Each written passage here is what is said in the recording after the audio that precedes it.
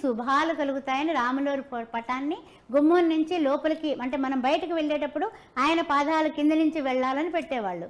ఎందుకు పెట్టేవారు అంటే రామనామ శబ్దమే కాదు, రాముల వారి పటంలో ఉన్నటువంటి ఆ పట్టాభిరాముడు మనల్ని ఆశీర్వదిస్తాడు సుమా అని అంతగా ఉంది. ఒక కొడుకుగా, ఒక అల్లుడుగా, అలాగే ఒక భర్తగా రాముణ్ణి చూసి ఏం నేర్చుకోవచ్చు అంటారు ప్రస్తుతం ఉన్న సమాజంలో? తప్పనిసరి చాలా మంచి మాట మాట్లాడారు మీరు. పుంసాం రామో అంటే ఆయన రూపమే చూడగానేనట అందరూ మోహించేవాళ్ళట. అంటే ఏమిటి, ఆయన అందం అలాంటిది.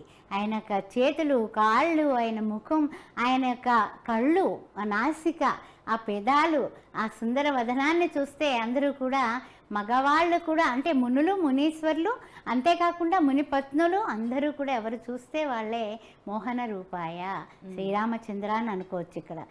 అందుకనే రామ నీ నామం ఎంత రుచిరా, ఏమి రుచిరా, ఎంతో రుచి ఎంతో రుచి ఎంతో రుచిరా అని ఆ యొక్క రామదాసు పెంచర్ల గోపన్నగా ఉన్నవాడు అంతటి గుడి కట్టించగలిగాడు భద్రాద్రి రాముడికి, అంత సేవ చేసుకోగలిగాడు. ఆ తీపిదనం అంతే కదా.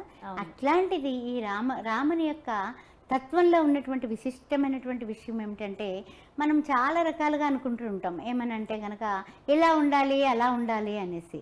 అయితే ఈ రాముని యొక్క తత్వంలో ముఖ్యమైనటువంటి విషయం ఏమిటంటే కనుక శ్రీరామ చరణం అని ఆ చరణాలు పట్టుకున్న వాళ్ళకి ఇహలోక పరలోక ఆనందం దొరుకుతుంది. ఇహంలోని పరంలోని కూడా అత్యంత అద్భుతమైనటువంటి ఆరోగ్య అష్టైశ్వర్యాలు కలుగుగాక అని రామనామం మనల్ని ఉపదేశిస్తుంది. దీనికి ఉదాహరణ ఎవరు? చిరంజీవులుగా ఉన్నారు రాముడిని సేవించిన వాళ్ళు. తెలుసా? జాంబవంతుడు చిరంజీవిగానే ఉన్నాడు ద్వాపర యుగం వరకు కూడా. ఆ తర్వాత కూడా గర్వభంగంగా అయింది కానీ ఆయన ఏమీ వెళ్ళిపోలా.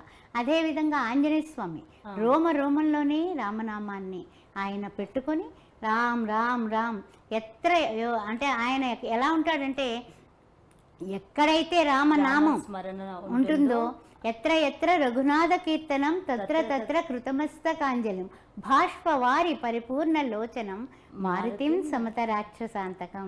అందుకని మనం రాముల వారి నామం ఎక్కడైతే చెప్తున్నామో అక్కడ కూర్చొని ఆయన కూడా ఆనంద బాష్పాలు కారుస్తూ, అంటే ఇప్పుడు కూడా భగవంతునితో మనకు ఉండే ఇంటరాక్షన్ ఎలా ఉండాలంటే మన అనుకోవాలి, అది పర కాదు, అదే కరెక్టు.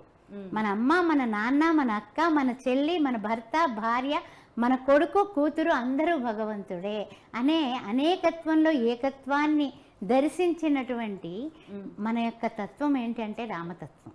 అందువల్ల ఆయన ఆదర్శమూర్తి. ఒకే మాట, ఒకే బాట, ఒకే భార్య, అంటే సత్యవాకు పరిపాలన చేశాడు కదా. అదేవిధంగా ఒకే భార్యతో జీవించాడు కదా ఆయన. ఎన్ని పత్నులు రకరకాలుగా పెట్టుకోలేదుగా. సీతా వియోగంతో బాధపడ్డాడు కదా. అందువలన ఏ విధంగా ఉండాలి అసలు జనక మహారాజు మాట చెప్పాట. ఇక్కడ మనం చెప్పుకోవాలి ఆ మాట. వాళ్ళ పెళ్ళి ఎందుకు అని అడిగారు కదా.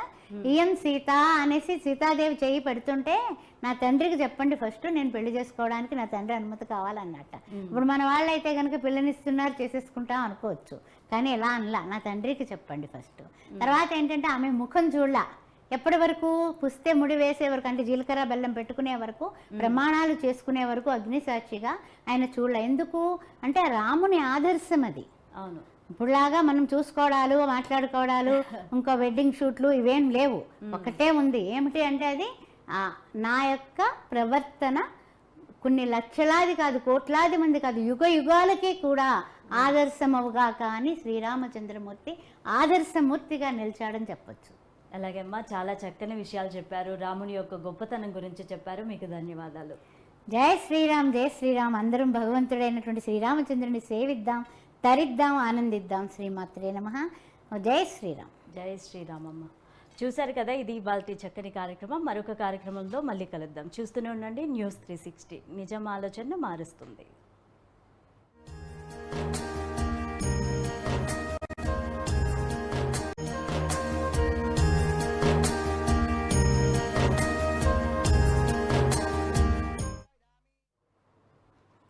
నమస్తే. న్యూస్ 360 ప్రేక్షకులందరికీ శ్రీరామనవమి శుభాకాంక్షలు. అసలు శ్రీరామనవమి యొక్క విశిష్టత ఏమిటి? శ్రీరామనవమి ఎందుకు జరుపుకుంటారు? కళ్యాణ మహోత్సవం యొక్క విశిష్టత ఏంటి, ఇటువంటి విషయాలు మనకి తెలియజేయడానికి మనతో పాటు స్టూడియోలో ఉన్నారు ప్రముఖ ఆధ్యాత్మికవేత్త డాక్టర్ కోనాల భాగ్యలక్ష్మిరెడ్డి గారు. వారితో మాట్లాడి మరిన్ని విషయాలు తెలుసుకుందాం. నమస్తే అమ్మా. నమస్తే అమ్మా, ఈరోజు మన ప్రోగ్రామ్ని ఒక చక్కని శ్లోకంతో ప్రారంభిద్దాం. తప్పనిసరిగా 360 న్యూస్ ప్రేక్షకులందరికీ కూడా శ్రీరామనవమి శుభాకాంక్షలు.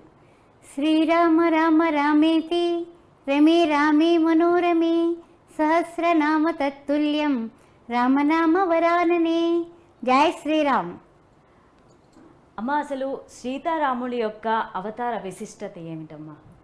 సీతారాముల యొక్క అవతార విశిష్టత ఏంటంటే ఇద్దరు కూడా కారణ జన్ములు. అంటే మనకి చెప్పాలంటే కనుక ప్రతి వంశంలోని కూడా కొంతమంది గొప్పవాళ్ళు పుట్టడం అనేది ఆధ్యాత్మికంగా అనాదిగా సనాతనంగా మన భారతీయ సంస్కృతిలో వారి యొక్క ఆదర్శం మనం తీసుకోవడానికి గాను అవతారాలు వస్తూ ఉన్నాయి.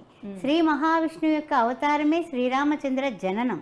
అలాంటి శ్రీరామచంద్రుడు కూడా కారణ జన్ముడు కాబట్టి ఆయన ఆదర్శ రాముడైనాడు, ఆధ్యాత్మిక రాముడైనాడు.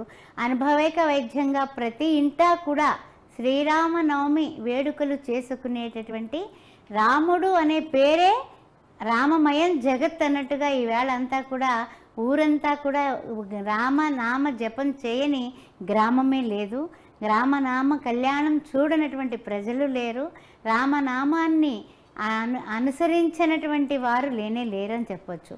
అందువల్ల ప్రతి నోటా కూడా జై శ్రీరామ్ జై శ్రీరామ్ శ్రీరామ్. అవతార విశేషం ఏమిటి అంటే కనుక అంత గొప్పవాడు కాబట్టి అష్టాక్షరి అక్షరాలలో ఉన్నటువంటి ఓం నమో నారాయణాయ అనే అష్టాక్షరి నుంచి రా అనే రకారం తీసుకొని మకారంని ఓం నమ శివాయ అనే పంచాక్షరి నుంచి మకారాన్ని జోడించి రామ అనే శబ్దంతో పేరు పెట్టడానికి వశిష్ఠుల వారు కొన్ని వేల సంవత్సరాలు ఆ యొక్క వంశంలో సూర్యవంశం రాజులకి సేవలు అందిస్తూ వచ్చారు.